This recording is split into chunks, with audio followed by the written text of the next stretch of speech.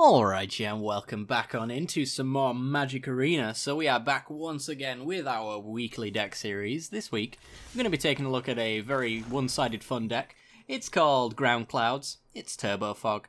So the whole idea of Turbo Fog, for those who have never encountered it or played it before, or even heard of Turbo Fog before, the idea is that you, as your win con, are going to be milling your opponent as quickly as possible. In this case, it's actually really quite slow.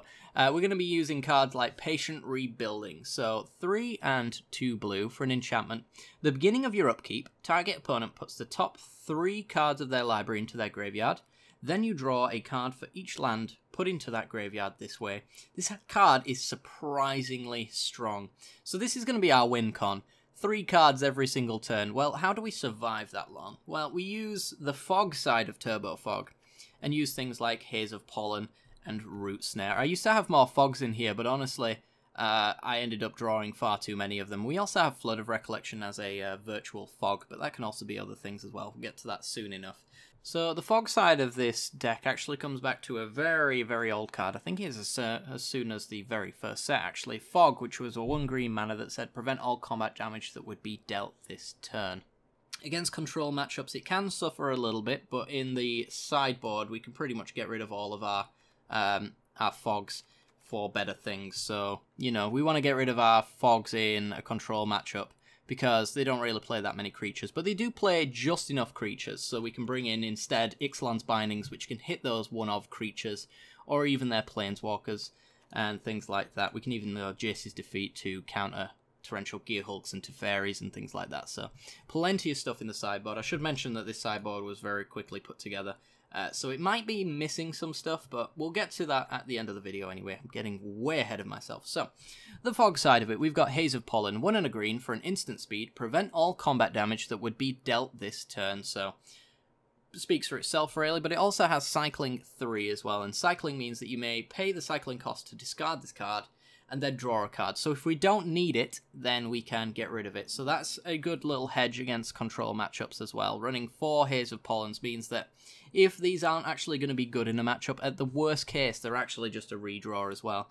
Can't say the same for Root Snares, but there is also Commencement of Festivities as well, which is also a playable fog. If you don't have the common wild cards or something like that, you can replace Commencement of Festivities pretty easily from Root Snare. Not so much against Haze of Pollen. I would recommend, if you are going to put some fogs in here, that you go with the Haze of Pollens just because of the cycling in the main board. That kind of thing, though. But if you're coming up against more creature matchups, you might want to consider more Commencement of Festivities to add to the fog count. I wouldn't, but you never know. The matchup might be dependent on that. But yeah, we have Flood of Recollection as well as a virtual fog. It's 2 blue for a sorcery speed. Return target instant or sorcery card from your graveyard to your hand and then exile it. So it's any card that's been put into our graveyard. So if we've played it before during the game, for the most part, we can go and get it back. So if we need a fog, we can get our fogs back. If we need a counter, we can get our counters back. If we need a board wipe, we can get a Fumigate. So we have a virtual 6 board wipes, a virtual 8 counter spells, and a virtual 10 fogs, just by having Flood of Recollection. It's not the most powerful card in the world, but I think I like having this as a toolbox card, really, just to find whatever we need. Like, worst case scenario, I could even just go get an Opt and just keep drawing, that kind of thing, to find our way to get out of it. Speaking of Opt, Opt is very good if you are trying to find a lot of pieces quite quickly. I call this kind of the combo card. So Opt is 1 blue mana for an instant speed. It says scry 1 and draw a card. It's kind of like a redraw guaranteed. A virtual 56 card deck, you might say, just because the payment of that is 1 blue mana, and that's not really too much. And the scry helps a very great deal as well, because it means that you replace it with a card that you might want, but if you don't want it, you have a shot at making it the card that you want as well. So I really like Opt. It doesn't go into every deck, but I think decks that want to speedily get to where they need to be should run Opts. Combo decks, almost certainly I run 4 of in combo decks. Like, if you need all the 3 pieces, then Opt's really where you want to be at. But in this one, I kind of want it to dig to counter spells, but also to find Patient Rebuildings, because we can't actually win without a Patient Rebuilding on the board, and if our opponent's countering 1 or 2, it's going to take a while to get to the other copies in our deck. So I do really like this one, as well as finding all of our combo pieces, all of our fogs. Other than that, we've got 2 copies of Negate to main board hate-on control decks, because we are running some not very hateful cards on control in our main board. I thought might as well even it out a little bit. 2 copies of Negate helps the counter spells, helps push Patient Rebuilding through those counter spells and things like that. 2 copies of Thematic Compass, which is also kind of like a fog. 2 mana for an artifact. It says pay 3 and tap it to search your library for a basic land card, reveal it and put it into your hand, then shuffle your library. At the beginning of your end step, if you control 7 or more lands, transform Thematic Compass into what is effectively Maze of Ith. And Maze of Ith is add 1 colourless mana, or tap it to untap target attacking creature an opponent controls and remove it from combat. So if your opponent's running things like Torrential Gearhulk and they've got their 5/6 on the board, it's not too much of a big deal at that point if you've got the Spires of Araska out, because you can just remove it from combat. So after a board wipe as well, when they're having a slightly empty hand in a creature matchup, they'll play maybe 1 or 2 creatures. You can fog the biggest creature with Spires of Araska while you wait for your other Fumigate to wipe the board again. It's really, really awful for your opponent. 3 copies of Treasure Maps, kind of the same reason why we run Opt. It allows us to scry our deck for 2 mana. We pay 1 to scry 1, put a landmark counter on it. If it has 3 or more landmark counters, we transform it into Treasure Cove. So the scrying is really nice on Treasure Map at the early game, and the Treasure Cove later down the line to sacrifice treasures and draw cards. Card advantage is a really big deal. If we're up against control, we definitely want our counter spells in hand to resolve our win conditions, find our cast outs for their Teferis, things like that. In the late game, however, Treasure Cove becomes a little bit less useful, which is why it's not 4 copies. Because our win condition also draws us cards while winning, Treasure Map is not going to be too useful when it's in the Treasure Cove mode, because honestly, there are a lot of situations when we've slammed Patient Rebuilding. We've effectively won at that point, for the most part anyway. So drawing extra cards is not very much useful, because Patient Rebuilding can often give you 7 cards in hand, which means you'll be discarding to hand size with the Treasure Cove. A lot of the times I've maybe flipped 2 treasure maps and I've got, like, 4 or 5 treasures left over, but I've got 7 cards in hand, so I've got absolutely no reason to do anything with this Treasure Cove. But at the end of the day, it's a 3 extra mana ramp from the treasures immediately, and then when it untaps, you got an extra 4. So it's also ramping you into your win conditions and things like that. Now, Gideon of the Trials is an interesting one, because I only added him in initially because of the first time I ever played this deck. So we'll go through his abilities first. 1 and 2 white for a 3 loyalty Planeswalker. You can tick him up until next turn, prevent all damage that target permanent would deal. So this is here for the catch out for things like Chandra. Her tick up is not combat damage, so it can't be prevented by Haze of Pollen and Root Snare, things like that. So Gideon of the Trials prevents the damage that could be dealt by things that can deal non-combat damage consistently. So ticking up on a Chandra, for example, while we wait for our cast outs or something like that is a really nice way to prevent damage that way. His 0 also allows him to become a 4/4 human soldier creature token with Indestructible that is still a Planeswalker, and you prevent all the damage that would be dealt to him. So it's a 4/4 beatdown every turn as well. Can be nice as an alternative win condition. I've not won using this before, but it is not out of the realm of possibility. His 0, however, is kind of the reason why I initially put him in. You get an emblem with, as long as you control a Gideon Planeswalker, you can't lose the game, and your opponents can't win the game. So even if your life total is at minus 5,000, as long as you have a Gideon of the Trials with an emblem out, you have not lost the game. So that plays really nicely around the non-creature damage-based stuff. So if we come up against burn, Gideon of the Trials just needs to get high enough on loyalty in order to not die to burn spells, and we can use negates and things like that to prevent that. And then we can fog his creatures that might be attacking Gideon as well, just to prevent Gideon from dying that way. So it's really fun. Mainly, though, we can't lose by milling ourselves, which has happened almost once. I've never actually milled myself with this deck, but I wouldn't rule it out. Patient Rebuilding does draw us cards at the end of the day, so with the right amount of draws in our game, like if we're overly drawing with Treasure Map in the early game or something like that, and we're ahead of our opponent in terms of cards drawn that game, Patient Rebuilding can take its time to flip the scales around to make your opponent's deck smaller than yours. So yeah, Gideon of the Trials is 0, stops us from getting killed by our own mill. So if our opponent finds a way to consistently put cards back into their deck or something like that, or we have less cards, then Gideon stops us from killing ourselves. Disallow is, obviously, everyone is very aware of this from a lot of painful decks in the format right now, but it's kind of necessary in this particular deck because control is so rampant right now. We do need some main board stuff for that, so we have to play their game. 1 and 2 blue for an instant speed. Counter target spell, activate an ability, or triggered ability. So, mostly here for countering target spells, but if our opponent activates an ability or triggers an ability, like a Planeswalker Ultimate, a Chandra for example, we can disallow that ability, kill that Planeswalker, or if he goes for an answer with Search for Counter or something like that, we can trigger that ability and counter that as well. So, lots of things to do with disallow. Cast out's the catch-all for things that are not creature-based that might kill us. So any non-land permanent, planeswalkers, artifacts, enchantments, that kind of thing. If we don't need it, we can cycle it for 1 white, which puts it into the graveyard and draws us a card as well, so we can go find better answers. Fumigate is here for when our opponent has overly committed, because one fun thing that people like to do when they play against Turbo Fog, and they absolutely shouldn't do it, what we'll do with Haze of Pollens and Root Snares is we'll wait until the very last moment, the very last possible moment to start using our Haze of Pollens to fog creature damage. We want to leave enough life total so that we don't die to things like lightning strikes and shocks, but we will pretty much go as low as we feel comfortable going at that point. So we'll start fogging and fogging and fogging.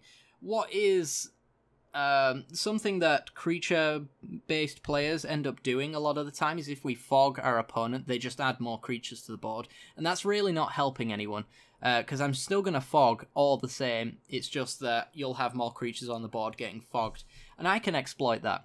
I can use Fumigate, which is 3 and 2 white for a sorcery speed, where you get to destroy all creatures, which pretty much just wipes our opponent's progress completely, and undoes it in the same way as well, because we gain 1 life for each creature destroyed this way. So if our opponent overcommits to the board, getting annoyed by all of these fogs, we actually get more value out of our Fumigates. We're running a full play set of these because it is so good.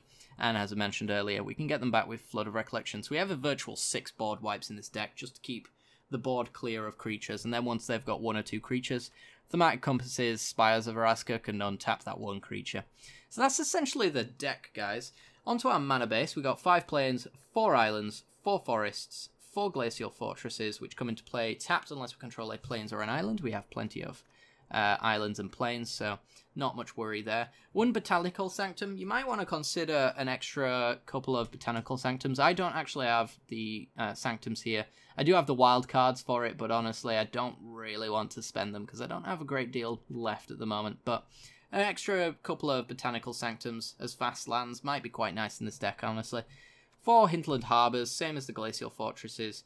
Come into play untapped unless you control a forest or an island. Should mention these botanical sanctums are dual lands that come into play untapped in the early game and then tapped in the late game. Running 2 copies of Archer Araska. The reason we're running 2 over the usual 1 is mostly because it's really nice to see Archer Araska in this deck. So it has Ascend, which means if we have 10 or more permanents on the field, then we get to get the City's Blessing. And with the City's Blessing, we can pay 5, tap it to draw a card, activate this ability, only if you have the City's Blessing. So being able to draw an extra card every turn as well to get fogs allows us to get ahead of our opponent that way. So running 2 copies to make sure that's the case is quite nice. Honestly, not really running Scavenger Grounds or anything like that. We do have sideboard tech for graveyards, but we do have a lot of color dependence in the early game, so we don't want to be running too many colorless sources.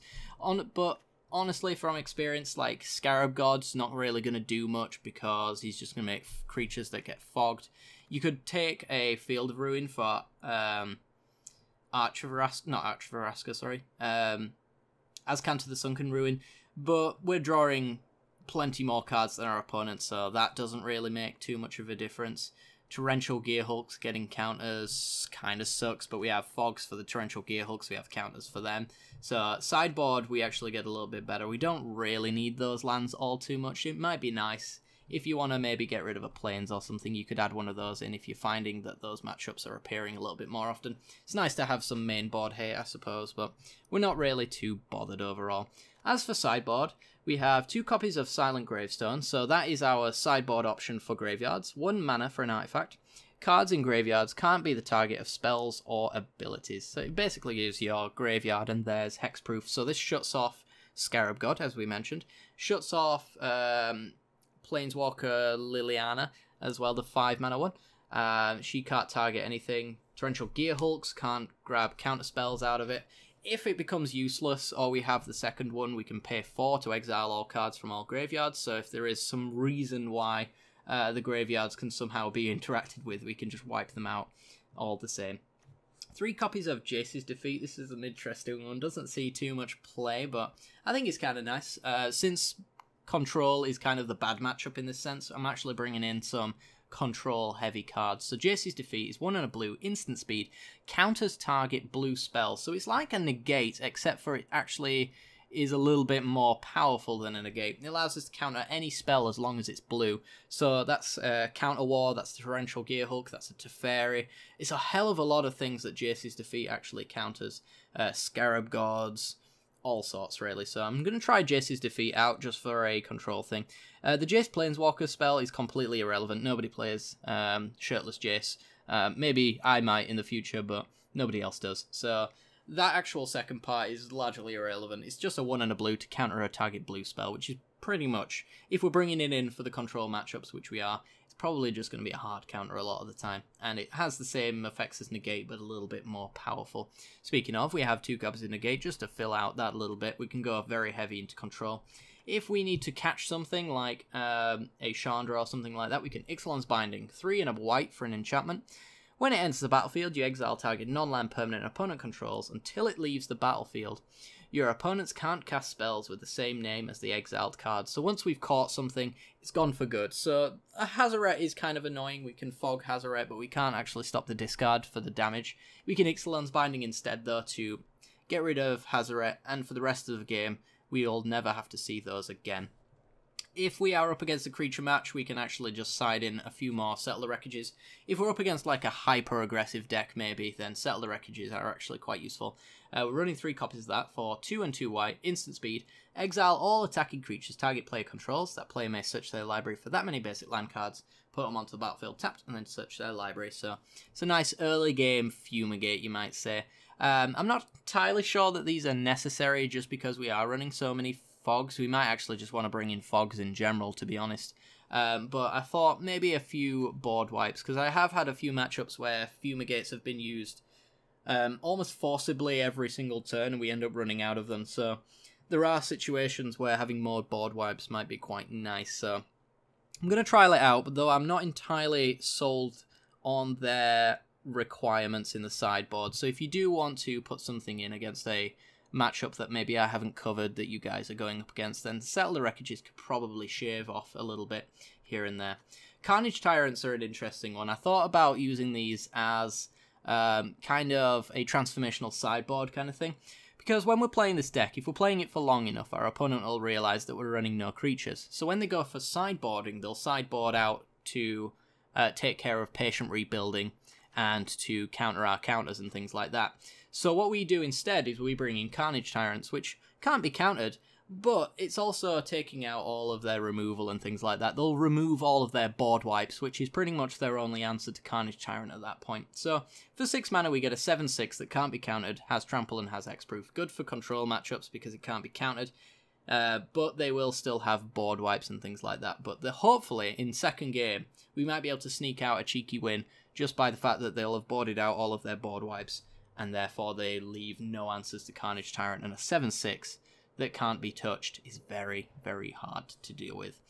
And 1 copy of Approach of the Second Sun. We're running this mostly because Lost Legacy is a thing. If Lost Legacy names... where are you? Black. If Lost Legacy names Patient Rebuilding in Game 1 or Game 2, then we can't actually win. So chooses a non-artifact, non-land card. and he removes all of them from the game. So, Approach of the Second Sun, if we're up against a mono-black deck or something like that, they've probably almost certainly got these in the sideboard. So we'll bring in the Approach against those, just so that if they get rid of the rebuilding, we can still win the game. As I mentioned, we could win with Gideon beats, but they'll have Vraska's Contempts, probably. So that's not really a guaranteed win. So I'm bringing in one copy of Approach just to hedge that little bet a little bit there. So that's going to be the deck, guys. Before I send you off to a future thing, I actually have a pack to open, so as a special thing, I'm just going to open this pack and see what we get. Ah, my 7th Phylactery Lich. Yes! It just won't stop throwing these at me, to be honest, but at least it's Vault Progress, I guess. I actually don't know how far I am on Vault Progress. I've heard, actually, somebody, if you know the answer to this, be curious, because I don't know where to look it up, other than the internet, smartass. There is a way to go into the files and find out what percentage you are on your Vault Progress. I'd be curious to know if anyone has the answer of where to find that, because I would like to look at what my Vault Progress is. But if you guys have an answer to that, then thank you, and cheers for letting me know. But anyway, guys, if you want to see the matchups for this, it is very interesting. I hope you guys feel the same way as well. There is a match on the end card after the end of this video as well. You can go straight to the matchups. There is a deck list down below, and you'll be able to export your list straight into MTGA as well if you want to play this yourself. I highly recommend it. It's a lot of fun. It's not tier 1 by any stretch, but it has some... I think it has a little bit... You know, it has some legs. For a meta game like ours, where red deck wins is so constant, I think this deck could actually perform reasonably well. But it's a lot of fun, so, you know, take that as you will.